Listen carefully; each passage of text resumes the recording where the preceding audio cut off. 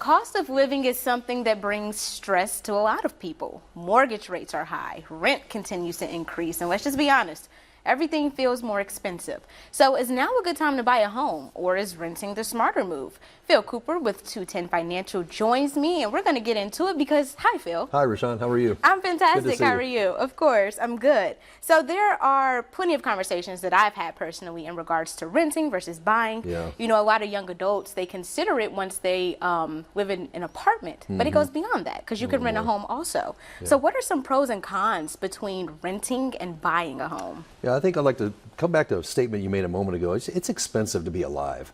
Whether you're buying or renting, That's a perfect way of saying it. That everything's is the truth. going. And I don't think anybody's going to argue that point, right? It just gets, the price of everything is going up all the time. Yes. And we do hear this a lot. Should I buy a home? Should I rent a home? What's the best financial decision to make there? And we are now telling people it's more than financial because we have to live someplace, right? Yeah. So if your budget allows you to buy a home, that's fine. If your budget allows you to rent a home, that's fine. But I would come back to this statement first and foremost. Are you going to call that place of residency? Are you going to call that home for a longer extended period of time? And that period of time needs to be like 5 to 7 years. Okay, if you say, no, I'm moving out of this location in this period of time, then I'm saying rent something then. Don't put a bunch of money into something you may not get back because we don't know if the housing market's going to go up, going to go down, where interest rate's going to go. So it's more than just a financial decision. It's where am I going to call home? Then, if you're going to be in a place longer than 5 to 7 years, consider buying. Even though interest rates are higher, consider buying something because real estate usually does go up in value. So again, there's a lot in that statement, but I would say this.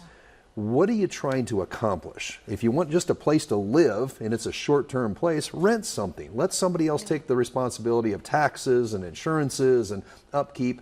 If this is a long-term thing for you, you're going to be there for 7+ years, consider buying a place. So what do you say to those with the argument of I can pay $1,200 for a mortgage versus rent? Yeah, it's a very strong argument.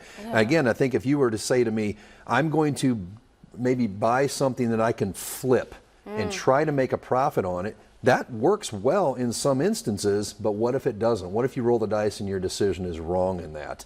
Can you afford to maybe put $1,200 a month in a place that you're buying and hopefully make some profit on it? If you don't make that profit, does it derail you financially? If the answer is yes, don't even consider that. Don't try to time the real estate market. Don't try to time the stock market. Don't try to time those things. Make a deeper commitment of intentionality that says, this is my home. I'm going to be there for a long period of time. Therefore, I'm willing to put that $1,200 a month payment into my home. If the answer is, I don't know where I'm going to be, then my argument back to them is going to be, then don't roll the dice on that decision. It could derail you. We saw that in 2008. There was a housing market collapse.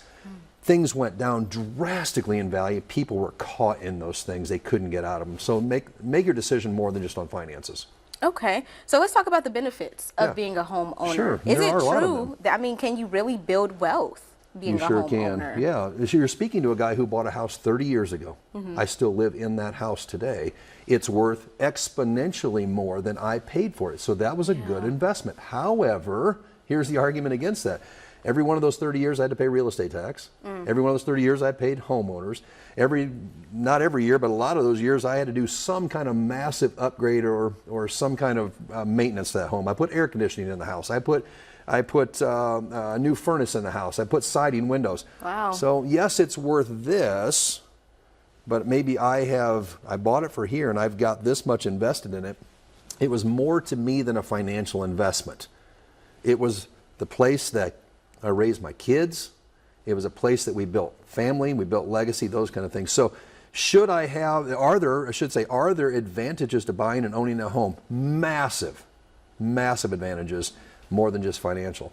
So when you do purchase that home and you invest in it, like you just mentioned you did yourself, what does that do for the equity and the appreciation of that home? And how can you kind of like plan your retirement around that? Yeah, you should never plan your retirement around it. A place that you live should be the place that you live. It should not be an investment to you. Now, I'm not saying don't buy real estate for investments. I'm not saying that, but the place you live should be the place you live. Your investments should not be in your home. Now, there are some people who have who have profited massively. They bought a home for this and now it went way through the roof.